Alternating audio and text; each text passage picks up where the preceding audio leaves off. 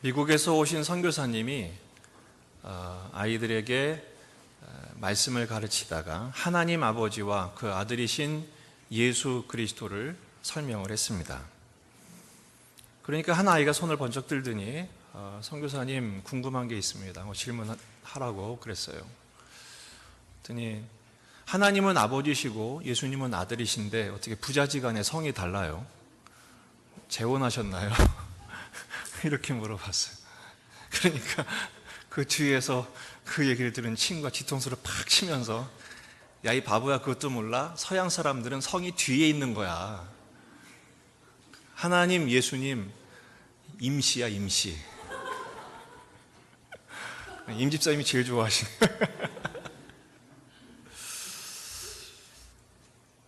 은혜로 받으시기 바랍니다.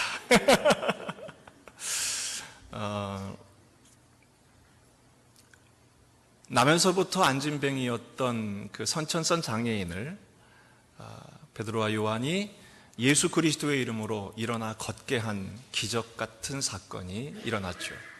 그래서 많은 사람들이 그 기적의 현장으로 몰려왔습니다. 베드로는 때를 놓치지 않고 솔로몬 행각에서 그들에게 예수 그리스도의 복음을 선포했습니다. 복음을 한참 전하는, 설교를 한참 하는 중에 당시의 권세자들이 찾아와서 그 베드로와 요한을 불시에 체포를 하고 구금을 합니다. 그 다음날 벌어진 것이 바로 산헤드린 공회가 갑자기 소집되었고, 그리고 베드로와 요한을 피고로 한 법정이 열리게 되었습니다. 그리고 그들이 질문하죠. 도대체 무슨 권세로 이런 짓을 했느냐? 누구 이름으로 이런 일을 했느냐? 우리 지난주에 생각한 것처럼 그들의 질문에 대하여 베드로와 요한이 우문현답을 하죠. 뭐라고 답하죠? 예수가 답이다. 그들의 질문의 핵심은 이거였습니다. 예수를 버려라. 예수를 버려라. 그러나 베드로 요한은 거침없이 답합니다. 예수가 답이다. 그것에 대해서 이 산헤드린 공회의 모든 권세자들, 당시의 권위자들이 깜짝 놀랍니다. 놀라는 이유가 뭐라고 되어 있어요? 13절에 보면 그들이 베드로와 요한이 담대하게 말함을 보고 담대하게 말하는 것을 깜짝 놀라죠. 이전 번역이 더 정확하게, 저에게는 더 그 깊이 와닿아요. 기탄 없이 말함을 보고. 그들이 정말 거침없이 선포를 한 것입니다. 위풍당당한 것이죠. 왜 그렇습니까? 그들이 아는 베드로와 요한의 실체는 13절에 있는 것처럼 본래 학문이 없는 범인으로 알았다가 이상히 여긴 것이죠. 학문 없다는 말은 무슨 말이냐? 글을 읽을 줄 모르는 사람들이었다라는 것입니다. 실제로 이들은 갈릴리 빈민촌에 살았던 아주 천한 어부들에 불과했습니다. 무식한 사람들이었죠. 그런데 그들이 이토록 그 당시의 최고의 지식과 권세를 가진 사람들 앞에서 기탄 없이 선포하는 것을 보고 놀라지 않을 수 없었습니다. 그들이 하는 말에 비난도 못하고 부인도 못하고, 왜냐하면 실제로 일어난 사실이며 많은 이스라엘 백성들이 그 증인으로 서 있기 때문에 그렇습니다. 그러니까 이들이 비난도 못하고 부인도 못하자 한 게 뭡니까? 위협을 하죠. 17절에 있는 것처럼 이것이 민간에 더 퍼지지 못하도록 위협하여 아무도 그 이후에는 이 이름으로 아무에게 말하지 못하게 하자. 그러면서 뭐라고 그래요? 도무지 예수 이름으로 말하지도 말고 가르치지도 말라. 더 기절할 게 뭡니까? 19절 20절에 베드로와 요한이 대답하여 이르되 하나님 앞에서 너희 말을 듣는 것이 하나님 말씀을 듣는 것보다 옳은가? 판단하라. 뭐가 맞느냐?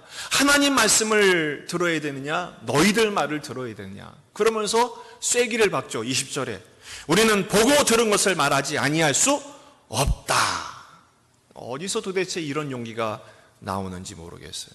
그래서 오늘 설교 제목을 용감한 증인들이라고 정한 것입니다.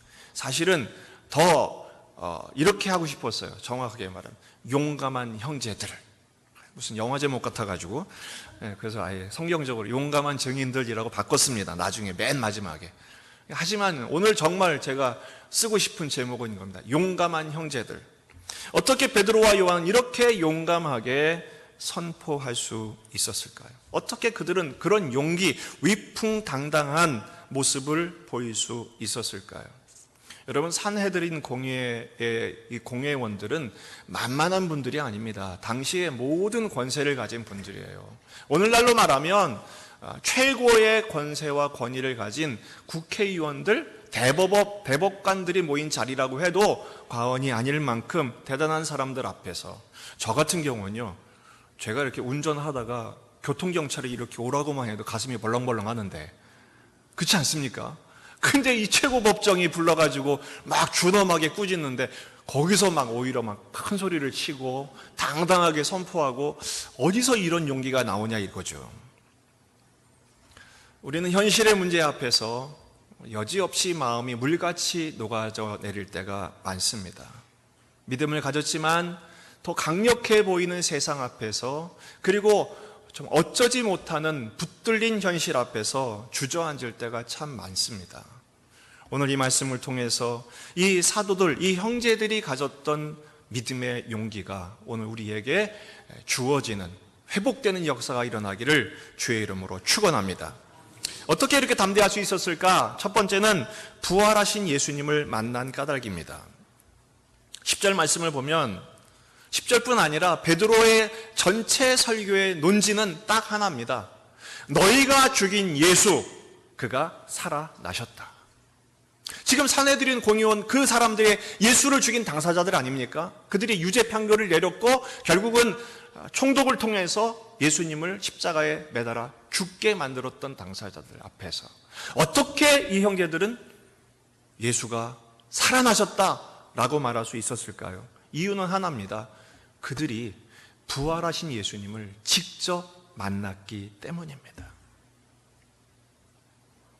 베드로후서 1장 16절에서 베드로는 이렇게 고백합니다. 우리 주 예수 그리스도의 능력과 강림하심을 너희에게 알게 한 것이 교묘히 만든 이야기를 따른 것이 아니요, 우리는 그의 크신 위엄을 어떻게 했다고요? 친히 봤다. 내가 만났다. 책으로 읽은 사람은요, 직접 통화한 사람을 이길 수가 없습니다.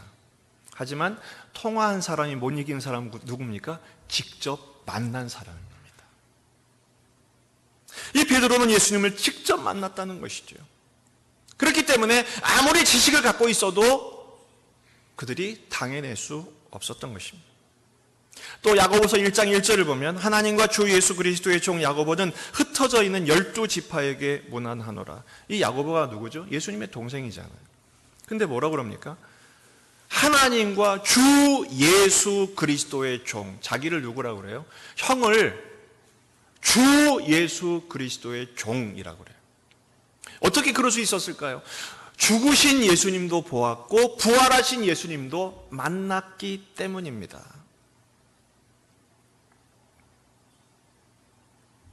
당시의 사두개인들, 바리새인들, 그리고 제사장들, 이 사람들은 성전의 지식과 율법의 지식은 최고였습니다. 하지만 그들이 갖고 있었던 지식은 사변적인 것에 불과했고 사심을 위한 도구에 불과했습니다. 요즘 우리는 정치인들에 대한 존경을 거둔 지 이미 오래되었습니다. 왜 그럴까요? 사실 우리나라 국회의원들 300여 명의 그분 한 분 한 분의 스펙을 살펴보면 정말 만만한 분들이 아닙니다. 그런 사람은 한 명도 없습니다. 그들이 공부했던 공부, 지식, 경험, 지역에서 쌓았던 어떤 그 명망이 있는 모습들 하나하나를 보면 그렇게 위대할 수가 없어요. 더군다나 현직에 있고 그들은 또 대단한 달변가들입니다. 얼마나 말을 잘합니까? 그러나 전부는 아니라 할지라도 대부분의 정치인들을 존경하지 못하는 이유가 뭡니까? 그들은 붙들려 있기 때문입니다. 그들의 지식은 사변적인 지식에 불과하고 그들이 외치는 모토들은 그저 공허한 외침에 불과합니다. 왜 그럴까요? 사람을 살려내지를 못하기 때문에 그렇습니다. 스스로도 개혁하지 못할 뿐 아니라 국민을 위한 선택할 용기조차 없기 때문입니다. 성숙한 정치를 보이지 못하는 이유이지요. 다시 말해서 무능한 것입니다. 당시 산헤드린 공회에 있던 사람들의 지식이 바로 그런 지식이었습니다. 호세아 4장 6절을 보면 내 백성이 지식이 없으므로 망하는도다. 내가 지식을 버렸으니 나도 너를 버려 내 제사장이 되지 못하게 할 것이요 내가 내 하나님의 율법을 잊었으니 나도 내 자녀들을 잊어버리리라. 내 백성이 지식이 없다. 여러분, 이들이 지식이 없지 않았습니다. 토라를 딸딸딸 외웠던 사람들입니다. 세계적으로 많은 크리스찬들이 있지만 이 유대인들의 율법을 향한 열정, 그 깊은 통찰과 묵상, 따를 이들이 없습니다. 그러나 주님 말씀하십니다. 지식이 없다. 왜요? 살아있지 못하기 때문입니다. 생명을 살려내지 못하고 살아계신 하나님을 만나지 못한 머릿속의 지식은 의미 없다라는 것이죠. 여러분, 그 처녀가, 아가씨가 율법전서, 그 아이를 육아전서, 백과사전을 딸딸딸 외웠다 칩시다. 수십 권을 읽었다 칩시다. 아이를 키울 능력이 있습니까? 그런 거 안 읽어도 애 낳아서 키워본 엄마, 한 아이를 키운 엄마를 따라갈 수가 없는 것입니다. 여러분, 성경의 신앙, 그것은요, 머리로 아는 것으로 멈춰서는 안 됩니다. 믿음으로 고백해 놓고도 그 믿음대로 살지 못한 사람, 한 사람을 제가 소개하고 싶습니다. 바로 마르다입니다. 요한복음 11장을 보게 되면 예수님이 형제처럼 아꼈던 한 가정이 있었죠. 바로 나사로의 가정이었습니다. 예수님이 일부러 좀 지체하신 것 같습니다. 다들 너무 안타까워했죠. 이미 나사로는 죽은 지 나흘이나 지났습니다. 너무 늦게 도착한 예수님을 보고 마르다가 원망 섞인 소리를 합니다. 주님 빨리 오셨으면 우리 오라버니가 죽지 않았을 텐데요. 그때 예수님 말씀하십니다. 내 오라버니가 살아나리라. 그러니까 마르다가 대답합니다. 부활할 때 살아날 줄 믿습니다. 그때 하신 말씀이 이거예요. 예수께서 이르시되 나는 부활이요 생명이니 나를 믿는 자는 죽어도 살겠고 무릇 살아서 나를 믿는 자는 영원히 죽지 아니하리니 이것을 내가 믿느냐. 누가 누구에게 하신 말씀이에요? 예수께서 마르다에게 하신 말씀입니다. 이것을 내가 믿느냐. 오늘 여러분들에게 물어보신다면 뭐라고 대답하시겠습니까? 나는 부활이요 생명이다. 이것을 내가 믿느냐? 주님 말씀 뭐라고 대답하시겠습니까? 당연히 아멘 하실 것입니다. 마르다도 그렇게 대답했습니다. 그럴 줄 믿습니다. 예, 믿습니다. 왜냐하면 예수님은 그리스도시고 하나님의 아들이십니다 라고 대답을 했습니다. 여기까진 좋았어요. 근데 슬그머니 성경을 자세히 보시면 가만히 뒤로 빠져서 마리아를 부르면 마리아야 예수님 선생님 오셨다. 그리고 뒤로 쓱 빠집니다. 뭐예요? 말로는 예수님 부활하실 것을 믿습니다. 우리 오빠도 살아날 건 믿습니다. 그럼 나중 얘기고요. 지금은 늦게 오셨잖아요. 지금은 죽었잖아요. 지금은 시체 냄새가 지금 풀풀 나는데 섭섭함이 남아있는 거예요. 그러는 그 예수님을 마리아에게 슬쩍 넘기고 본인은 뒤로 빠집니다. 고백대로 믿지 않은 것입니다. 혹시 우리도 그렇지 않습니까? 여러분, 우리는 지금 하나님 앞에 예배를 드리고 있습니다. 여러분 정말 잘하고 계신 겁니다. 하나님을 만나는 것보다 더 소중한 건 없습니다. 그러나 예배가 의식으로 끝난다면 이 예배는 여러분들에게 아무 의미가 없습니다. 이 예배를 통해서 부활하신 예수님을 만나시길 바랍니다. 부활하신 예수님의 그 사랑,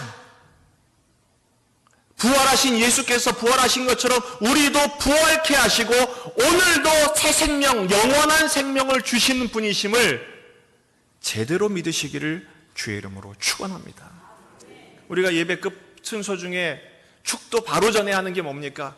살아계신 주 나의 참된 소망. 왜 그 찬양을 부른지 아십니까? 오늘 우리가 만난 예수님, 오늘 예배한 그 예수님은 살아계신 예수님이기 때문에 그 살아계신 예수님만이 우리의 삶의 소망이요, 나의 참 기쁨이요, 내 삶의 길을 인도하시는 주인이십니다 라는 것을 고백하는 것이죠. 그것을 고백한 우리에게는 한량없는 기쁨, 용기, 믿음, 담대함이 있기 때문에 이번 한 주간을 그렇게 살아갈 수 있는 것입니다. 기껏 예배 드려놓고 주차장에 가서 싸우고 부딪혔다고 성질을 내고 작은 일에 무너지고, 그거는 믿음대로 살지 않는 것입니다. 이 시대 그리스도인들이 왜 영성을 잃어버립니까? 믿는 대로 살지 못한 까닭입니다.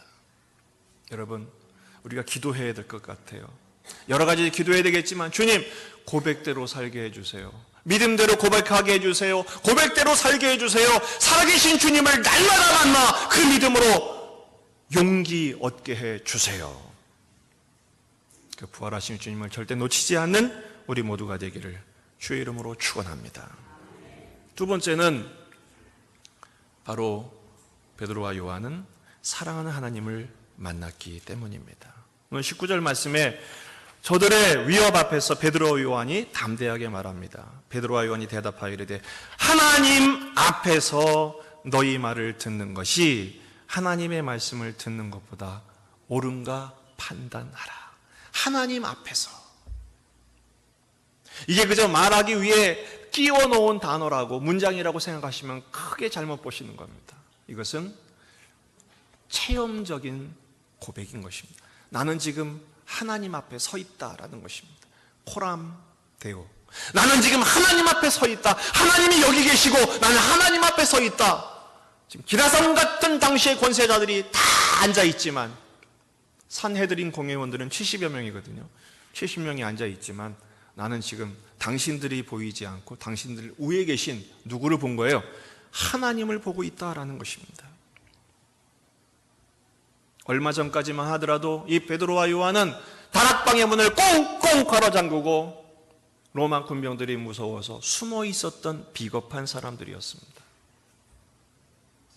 그런데 어떻게 이들은 그 산헤드린 공의원들 앞에서 담대하게 나는 하나님 앞에 있다. 하나님 지금 살아계시다. 너희들이 죽인 예수 살아계시고 그 예수님이 나의 주인이시다. 그러면서 담대하게 말할 수 있었을까? 그 차이는 단 하나입니다. 전에는 성령님의 다스림을 받지 못했고 지금은 성령으로 충만했기 때문입니다. 뒤로 넘어가면 사도행전 7장에 그런 사람이 한 분 소개되어 있습니다. 바로 스데반 집사님이죠. 그가 놀라운 설교를 할 때 유대인들이 찔림을 받습니다. 마음에 찔려서 참을 수가 없죠. 이를 갈며 손에 돌을 들고 그 돌이 이미 날아오고 있습니다. 머리가 터지고 살갗이 찢어지고 피가 철철 나는 가운데 7장 55절에 이렇게 기록되어 있죠. 스데반이 성령 충만하여 하늘을 우러러 주목하여 하나님의 영광과 및 예수께서 하나님 우편에 서신 것을 보고 말하되 보라 하늘이 열리고 인자가 하나님 우편에 서신 것을 보노라. 스데반이 지금 보고 있는 그의 시선이 고정되어 있는 것이 어디입니까? 바로 인자 예수께서 하나님 우편에 서신 것을 보고 있습니다. 이 스데반이 보고 있는 것이 무엇입니까? 하나님의 영광과 예수께서 서신 것을 본 거예요. 그의 시선 어디에 있어요? 하늘을 향해 있어요. 여기서 저는요 놀라운 장면을 보게 됩니다. 그게 뭐냐? 성삼위 하나님께서 지금 스데반을 주목하고 있는 거예요. 이미 성부 하나님의 영광을 보았습니다. 성자 예수께서 보좌에 서신 것을 보고 있습니다. 그것을 볼 수 있는 게 뭐예요? 성령께서 그의 영안을 열어주셨기 때문이지요. 성삼위 하나님의 주목하심. 베드로도 마찬가지입니다. 내가 하나님 앞에 서 있다. 이게 뭐예요? 그는 성부 하나님의 영광을 보았고 부활하신 예수 그리스도를 만났고 그를 깨닫게 하신 성령의 감동하심을 통해서 이렇게 고백할 수 있었던 것입니다.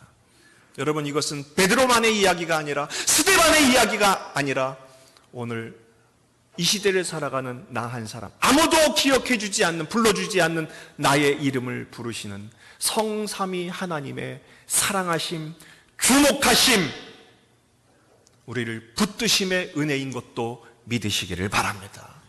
놀랍지 않습니까? 세상 이런 신은 없습니다. 성삼위 하나님께서, 성부 하나님, 성자 예수님, 성령 하나님께서 오늘 나를 주목하고 계시대요. 붙들고 계시대요. 용기를 주시기 위해서, 오늘을 살아갈 힘을 주시기 위해서.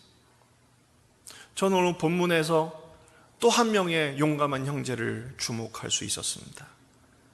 바로 병나음을 입은 사람이죠. 이 산헤드린 공회원들이 놀랐던, 당황했던 이유 중에 하나가 뭐냐면 병 나은 그 장본인이 베드로와 요한 옆에 서 있었기 때문이에요. 오늘 22절을 보면 이 표적으로 병 나은 사람은 40여 세나 되었더라, 이렇게 소개되어 있어요. 사실은 문맥으로 봤을 때 좀 뜬금없는 구절입니다. 베드로와 요한의 그 기탄 없는 복음 선포 가운데 이 병 나은 사람이 나이가 40세가 됐다는 걸 굳이 꼭 여기서 밝혀야만 했을까? 저는 그 이유를 묵상하는 중에 놀라운 사실을 깨닫게 됐어요. 40세가 됐다? 저는 이제 본문 읽다가 나보다 좀 어리군 그랬어요. 근데 그게 아니더라고요. 역사적인 배경을 보니까 당시 로마 시대에 로마인들의 평균 수명, 이집트 파피루스 문헌에서 발견한 건데요, 평균 수명이 여성은 23세, 남성은 25세입니다. 높은 유아 사망률을 감안했을 때 그럴 수밖에 없을 수도 있겠다. 왜냐하면 당시 전염병이 굉장히 강했고 많았고 그것 때문에 어렸을 때 죽은 아이들이 많으니까요. 하지만 또 가만히 보면 5세 이상 생존했을 경우에는 42세까지 산 경우가 많았대요.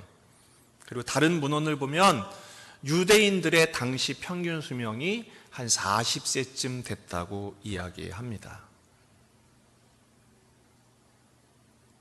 요즘으로 말하면 보통 70세, 80세도 가시잖아요. 그러니까 당시 40세가 됐다는 것이 요즘쯤으로 말하면 80세쯤 됐다고 보시면 비슷한 맥락이 될 것 같아요. 한번 생각해 보십시다. 이 장애인은 안진뱅이로 평생을 살았습니다. 요즘으로 하면 80세쯤 살았습니다. 이제 남은 생애가 얼마나 될까요? 1년이 될지 2년이 될지 모르는 거예요. 근데 지금 다 났어요. 이제 곧 걷기 시작했고, 가보고 싶은 데가 얼마나 많았겠습니까? 해보고 싶은 일이 얼마나 많았겠습니까? 이제 나았으니 어떻게 해야 돼요? 빨리 평생 버킷리스트 빨리 정해가지고 하고 싶은 거 하기도 바빴을 거예요. 그런데 이 병나음을 받은 사람이 어디에 서 있습니까? 베드로와 요한이 서 있는 자리에 있습니다. 베드로와 요한이 서 있는 자리는 어떤 자리입니까? 피고석입니다. 산헤드린 공회원들이 범죄자로 체포하여 재판을 받고 있는 피고자의 자리에 서 이 두 사람의 운명은 어떻게 될지 모릅니다. 부득이상으로 봤을 때 사형을 받게 될지 평생 무기를 수감당하게 될지 모르는 상황입니다. 병 나음을 받은 사람은 거기 있을 이유가 없습니다. 근데 왜 거기 있게 됐을까요? 이유는 한 가지입니다. 부활하신 예수님을 만났기 때문입니다. 그를 사랑하신 하나님의 사랑을 체험했기 때문입니다. 앞으로 남은 시간 10년을 살지 20년을 살지 모르는 삶 가운데 그가 건강한 몸으로 평생 즐기며 평생 못한 것 타보며 사는 것보다 그가 만난 예수 그리스도, 부활하신 예수님, 그를 사랑하신 하나님을 사랑했기에 단 오늘 하루를 산다 할지라도 그 자리에 서 있는 것보다 더 가치 있고 의미 없는 일은 없었기 때문입니다. 베드로와 요한이 나는 은과 금은 없었다. 그는 구걸하는 사람이었습니다. 내게 있는 것 예수 그리스도의 이름으로 일어나 걸으라. 그는 그 순간 병이 나았을 뿐 아니라 그 병 낫는 기적을 통해서 인격적으로 부활하신 예수님을 만났던 것입니다. 베드로와 요한을 만나신 주님, 그 병고침을 받은 사람을 만나신 부활하신 예수님, 오늘 그 예수님을 우리도 만나게 되기를 주의 이름으로 축원합니다. 머리로만 아는 신앙이 아니라 마르다를 넘어서서 그 예수님이 나의 주님이십니다 고백하는 우리가 될 수 있기를 바랍니다. 오늘 설교의 주제는 만남이에요. 오늘 말씀을 묵상하면서 그런 생각을 해서 하나님은 오늘 말씀을 통해서 무엇을 기대하실까? 베드로와 요한처럼 복음을 선포하고 아까 찬양에 온 세상 복음 전하리, 세상에 나가서 선교를 하고 땅끝까지 가고, 그거는 선교사님들만 하셔도 돼요. 여러분 지금 당장 신학교 가서 목사가 되실 필요는 없습니다. 오늘 말씀을 통한 주님의 소원은 무엇일까 묵상하다가 신명기 4장 29절이 생각이 났습니다. 한번 같이 읽어보십시다. 시작. 그러나 내가 거기서 내 하나님 여호와를 찾게 되리니 만일 마음을 다하고 뜻을 다하여 그를 찾으면 만나리라. 할렐루야. 마음을 다하고 뜻을 다하여 그를 찾으면 만나리라. 이 말씀은요, 너희들 하나님 만나, 나를 만나 라는 협박이 아닙니다. 이 말씀에 담겨진 주님의 뜻은요, 나는 너희들을 만나기를 원해. 나는 오늘 너희들을 만나기를 원해. 간절한 주님의 데이트 신청인 것입니다. 사도행전 1장 8절은 사도행전 전체의 요절이죠. 오직 성령이 너희에게 임하시면 너희가 권능을 받고, 그래서 권능을 받고, 이 권능을 받는다는 것은 오늘 말씀의 맥락으로 재해석하면 용기를 얻고 라는 뜻입니다. 내 증인이 되라. 이 증인이 된다는 것은 그저 복음을 선포하고 나가서 전도지를 돌리고 그것만을 말하지 않습니다. 무엇을 말합니까? 나를 만난 사랑을, 그 사랑을 세상에 보여주는 삶을 살라고 주님은 요청하시는 것입니다. 어떤 분들은 회사에서 평소에는 신앙생활하는 모습을 보이지 않다가 어느 날 갑자기 용기를 얻어서 성경책을 딱 폈는데 옆에서 부장님도 교회 다녀요? 라는 말을 혹시 들은 적이 있으십니까? 그건 뭐예요? 의외다 이거죠. 당신 같은 사람도 교회 다녔어? 그건 뭐예요? 가로 열고 그런 예수 나는 안 믿는다 이런 말이죠. 거꾸로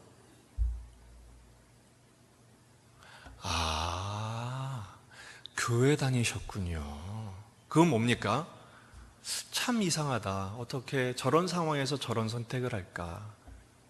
저거는 분명히 손해보는 짓인데, 저건 분명히 욕먹을 짓인데, 그런데도 왜 저런 선택을 할까? 어떻게 저런 모습을 보일 수 있을까? 저런 상황에서 어떻게 웃을 수 있을까? 어떻게 배려할 수 있을까? 항상 궁금했는데, 교회 다녔구나. 가로 열고 예수중앙교회 다녔구나. 그거는 굳이 예수 믿어 협박하지 않아도 그들은 이미 전도를 받은 것입니다. 그들의 마음속에 이미 복음이 뿌려진 것입니다. 언제 그것이 가능합니까? 매일 매순간 주님을 만나는 삶이 계속되어야 합니다. 용감하다고 해서 항상 용감한 것이 아닙니다. 어떻게 그 용기가 생길까요? 주님을 만나는 시간이 충분해야 그 용감함도 자연스럽게 배어 나오게 되어 있는 것입니다. 어떤 분들은 그래요. 복음을 전한다고요. 나는 복음 전할 줄 몰라요. 나는 나이가 많아서 못해. 나는 은사가 없어요. 나는 할 줄 몰라요. 여러분, 베드로와 요한은 처음부터 잘하는 사람들이 아니었습니다. 사실은 주님이 이미 주신 말씀을 그대로 경험했을 뿐입니다. 마태복음 10장 19절에서 20절 말씀입니다. 너희를 넘겨줄 때에 어떻게 또는 무엇을 말할까 염려하지 말라. 지금 똑같죠? 그들이 지금 넘겨줌을 당했잖아요. 미리 베드로와 요한이 무슨 각본을 쓰고 시나리오를 쓰고 공부해서 노트를 마련한 게 아닙니다. 어떻게 가능했을까요? 그때에 너희에게 할 말을 주시리니, 말하는 이는 너희가 아니라 너희 속에서 말씀하시는 분 곧 너희 아버지의 성령이시니라. 여러분, 날마다 성삼위 하나님의 임재 안으로 들어가 그분을 만나시기를 주의 이름으로 축원합니다. 최근에 대중가요 속에도 복음성가가 있다는 사실을 깨닫게 됐습니다. 장기하 씨가 부르는 노래 가운데 이런 노래가 있어요. 우리 지금 만나, 당장 만나. 우리 지금 만나, 당장 만나. 저는 처음에 뭐 저런 노래가 다 있어. 근데 가만히 생각해 보니까 그거는 우리를 향한 주님의 데이트 신청인 거예요. 우리 지금 만나, 당장 만나.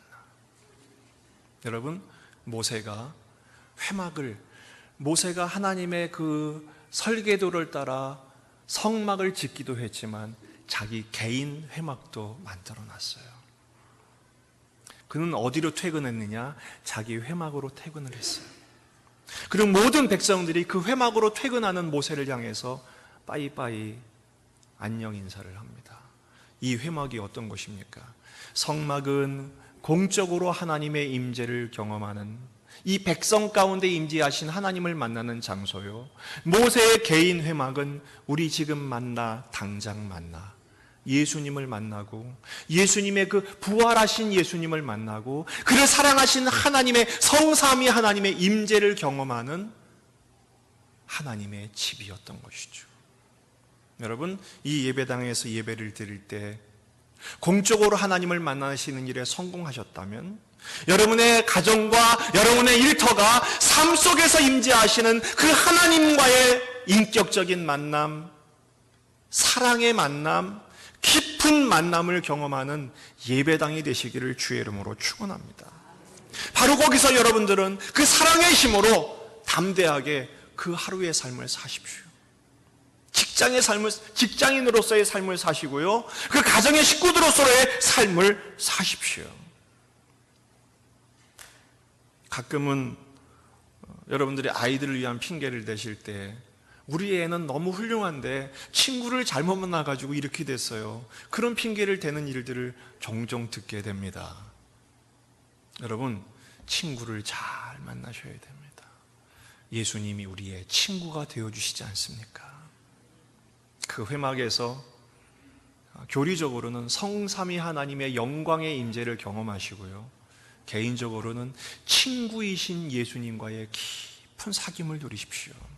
그러면요, 때로 물같이 무너졌던, 여전히 우리는 연약하고 우리 현실은 각박하며 세상은 강력하지만 그 가운데 정말 물같이 녹아내린 우리의 연약함 속에서도 이 세 명의 형제에게 허락하신 하나님의 믿음의 용기, 부활의 생명력, 복음의 능력이 공급되어 그 삶을 감당하게 하실 뿐 아니라 세상이 감당치 못할 믿음의 사람으로 세우실 줄 믿습니다. 저는 오늘 숙제를 드림으로 오늘 말씀을 마치려 합니다. 데이트 일정표를, 계획표를 세우십시오.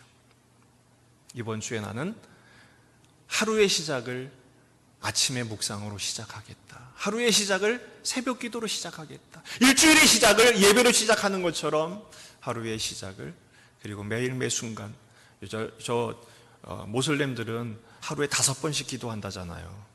우리는 그만큼은 못해도 적어도 시작과 끝만큼은, 아니 매일 매 순간 주님과 동행하는, 주님을 만나는, 부활의 주님을 만나고 사랑하는 주님을 매일 만나는 데이트의 삶, 여러분의 삶을 하나님과의 사랑의 관계 속으로 채우는 복된 참된 신앙인들이 되시기를 주의 이름으로 축원합니다. 기도하시겠습니다.